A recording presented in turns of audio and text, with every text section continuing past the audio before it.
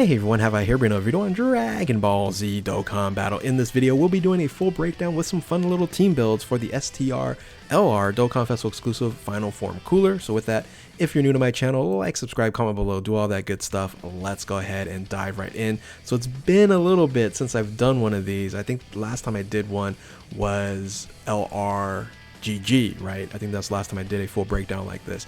So let's go ahead and dive into this, and let's start with the card art. I think it's incredible. It looks great, the SSR and the TUR. I think the TUR, looks a little funny, how the angle is and things of that nature, but it's fine. It's fine for a TUR LR, but I really like that SSR, that no mask look, and then into the closing mask here, iconic moment in the movie under that waterfall. It is pretty awesome, but that LR art, boy, did they do an incredible job, especially with the animations, things of that nature. It is very cool. This is the Planet Crushing Blow Cooler Final Form, and he's amazing. He's an amazing unit. He is definitely not generally a first slot unit. He is an incredible and OP second slot, third slot unit. Imagine just using this guy as a floater even, right? It's crazy how the power creep is going to happen with these units here. But all in all, let's go ahead and just at least dive into the unit of itself. The HP attack defense, HP is 22,003, 21,000 for attack, and then defense is at 13,500, so make this a little bit bigger here. The leader skills, Terrifying Conquerors and Movie Boss is 170% across the board with +3 to ki, and then 30% to transformation boost. Generally, this is an extreme team unit that you're going to be running. There's not any flexibility when it comes to superclass units. This is an extreme class only, even though yes, you get a 30% boost to transformation boost, but there's no superclass movie bosses or superclass Terrifying Conquerors. So again, very rarely that we do find these types of teams, and the team that it is running is very good synergy wise with this unit here. So the super attack is greatly raises defense for 1 turn, causes colossal damage to enemy, and lowers attack. That's the death drop. Very good 12 ki, because you're going to need it to increase his defense, and greatly raises defense is a 50% boost. Now you also have a ultra super attack that stacks attack. So as you continue to do 18 ki super attacks, the death flash here, you just get stronger and stronger, unlimited when it comes to the attack ability on this unit here. The passive skill is the interesting passive skill here. So the Endless Terror activates the entrance animation that provides a additional launch attack with a medium chance of becoming a super attack for 3 turns when there is another Terrifying Conquerors category ally on a team at the starting of the turn, and that's going to be no problem. Generally speaking, you're going to run a lot of Friezas or other coolers, and there's other Terrifying Conqueror units as well that you're going to run, so that's easy on there. Now the rest of the kit here, it's short, but it's extensive. It's very powerful. So you're gonna get +5 to ki, attack and defense 100%. All right, that doesn't seem like it's overly strong, and really it's not. That's why you don't put them in first position. You really need this unit to start attacking a bunch of times. So when you do the entrance animation, you're already going to get an additional attack, so that's 1 additional attack. So on the rest of the passive here, you're going to get an additional ki +1 up to 5 ki, and then attack and defense 10% up to another 100% with each attack performed. So that's the stacking ability of the initial passive to beef up your attack and defense. So basically up to 200% when you do 10 attacks. And to do 10 attacks, you're going to have an opportunity to do 2 additional attacks with each chance becoming a super attack, with a medium chance of becoming a super attack. That's a 30% chance to launch an additional super attack. So you have 1 additional attack from the entrance animation for 3 turns, then you have another 2 additional attacks, then you have your normal attack, right? So that's 4 attacks already, and pretty amazing. And then you have a proc opportunity to do 5, and that's just incredible if you have the additional attack on your hidden potential. So starting from the turn when the character provides 10 attacks, it launches an additional super attack, right? So imagine this, all right? You're gonna have an additional super attack guaranteed with 2 other attacks. That's going to be a medium chance, and then of course your normal super attack. That's just absolutely nuts. So this unit here, after you do 10 attacks in a battle, just erases everything. It's the amount of damage that this unit does is going to be really interesting how they're going to match this in the 8th year anniversary, continue on, because the power creep is absolutely real. This blasts off really on any type of enemy that you're dealing with. Now again, the defense is going to be the issue. It's not going to be in the beginning a first slot unit, so just keep that in mind. Once he's built up, he's fine. He should be fine.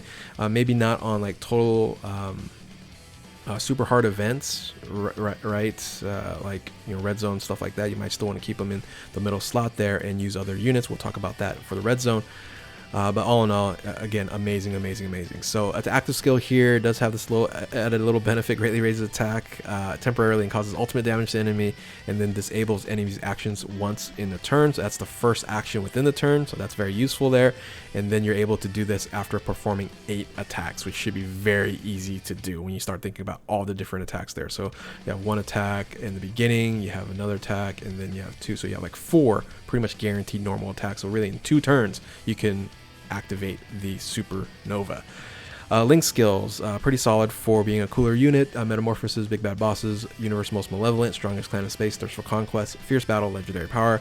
Categories: movie bosses, transformation boost, wicked bloodline, terrifying conquerors, target Goku, final trump card, space giant warriors, and planetary destruction. The only thing here is that this is the first Dokkan Festival exclusive LR that didn't introduce a new category. All right, so the other ones that we've had has introduced new categories, but this one, it seems like they might be sticking with, hey, you know what, 80 plus, almost 90 categories is enough for one game. And I'm actually happy that they're doing that, buffing up other units. So that's pretty much the breakdown here. Let's talk about the linking partners with Cooler here. And you're looking at the top Friezas and the strength Cooler there. That's no doubt about that. You're going to have 6 links there, so that's very strong. The transformation Frieza, after I believe the 3rd form or so, you're going to start losing certain links. But when you start off, you will have 6 links on there, and the 1st form Frieza, EZA, LR as well. 5 links, generally speaking, you're going to be running a lot of that full power Frieza there. So 5 links there, which is really strong. And then you have a bunch of strong other utility or other LRs that are, you know, can be fairly useful with 4 links on there. So I think a good bunch of different units that you can run. But let's actually see what the teams could look like. And again, I've just did some fun little teams here, and I am just going to be focusing that Cooler is going to be the leader. I know you can run Cooler on other teams, but that's generally not the focus of these videos here. So let's start talking about the 200% only team. So on JP, they do have a huge advantage being able to run LR Golden Frieza. That unit there is going to be very valuable overall when you're running a team, and then you can bring basically a bunch of support units if you like, and these support units run at 200% here. I can even probably run like Cooliza on here versus I'm trying to think, I don't know if he's space traveling warrior, so I might actually should have had Cooliza on here instead. Anyway, either way, you're going to have those support units down on the floater aspects of all, while just really beefing up Cooler and powering up Cooler so he can just do more and more damage, right? So that's the general way you want to run that a full 200%. And again, 200% is very limited.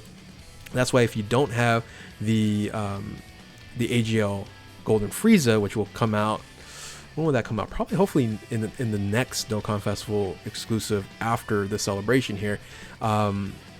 If you don't have that unit, you can run like EZA Frieza or something of that nature, or even Cooliza on that spot.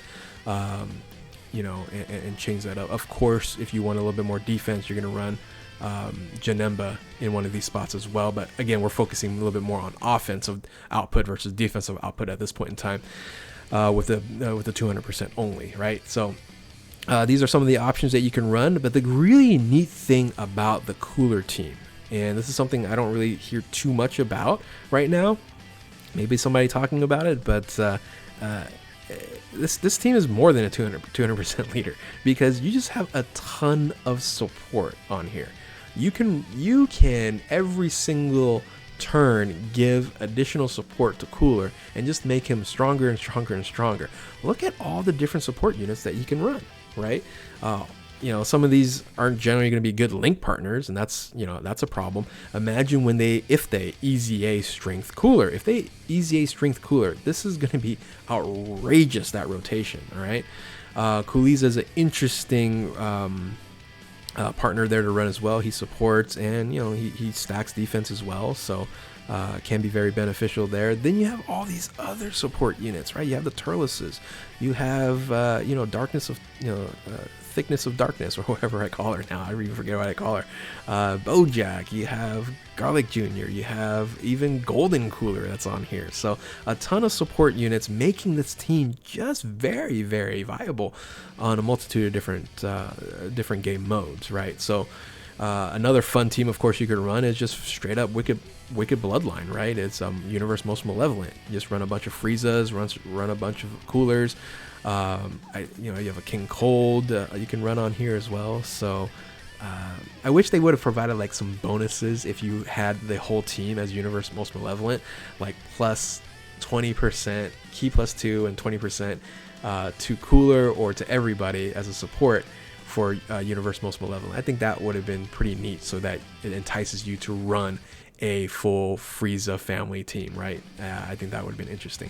Now, of course, you can still actually run a full Cooler team as well. Not recommended, but if you do want to run a full Cooler team, this is a team that you're going to generally run. Yes, Coolies is not technically a full Cooler. If you want to put Meta Cooler on there, that's fine, but he's Meta Cooler is just easy already taken care of. And we don't actually know if this is going to EZA as well. It should EZA, this AGL Metal Cooler. So hopefully in part 2 is what we should expect on doing that. So 2 fun little teams that you can run here just to mess around with Universal Survival, or I'm sorry, Universe Most Malevolent, and then just a straight up Cooler team. But remind you, bunch of support that you can run on this team, and it's pretty incredible. Now, if you're going to go more difficult and want to do like Red Zone and things of that nature, you're going to need stacking units. You need units that has defensive mechanics, damage mitigation, stuff like that. And if you don't have the LR Golden Frieza, you can run the AGL Golden Frieza here as an opportunity to mitigate damage. So that's always beneficial as a substitute for the time being. But you can use, like, if you want a dodging mechanic like Janembu, you can use, of course, he stacks, but only 18 key. Of course, Ginyu, all the Ginyu units on here, we'll show that in a second. So these units here are very beneficial, and that's why you do want to run Cooler in the second spot, right, as a main rotation, because you need that defensive wall so that he can just continue to build and build and build, and really by the time he gets up to his 10 attacks, you might fare in the first position. It's going to be still pretty tough on like Cell Max and stuff like that, but I think yeah, Cooler just does so much damage, and it might be a return to, you know, gotta finish the enemy quick before he does something crazy where nobody can deal with the damage output from it. So Red Zone is, you want to focus on defense. This is probably what you want to run here. And then kind of a weird thing, if you're going to run Cooler off rotation, that's going to be strange enough, but you can run more of a Ginyu Force team to develop that, right? You might want to run, you know, Cooliza up front here to maybe do some damage mitigation when he stacks, but you have to stack a lot with Cooliza to even get to the point where you're going to have so much defense like Cooler is going to have after 10 attacks. And then the thing is, when he does his 12 key super attack, that's when he gets really, really strong on defense. Whereas if you're going to run him on a defensive team in first slot there, he's not going to have that if he's going to get hit in that first slot. So again, you got to make sure you're running this unit properly. Not a first slot unit, but a amazing and OP, probably the best second slot unit that you can run. So anyway, with that, that's just some different team builds here. Again, this is just focusing on the Cooler as the leader. Of course, you can run this on a multitude of other teams, but at 200%, this team is a fun team to run.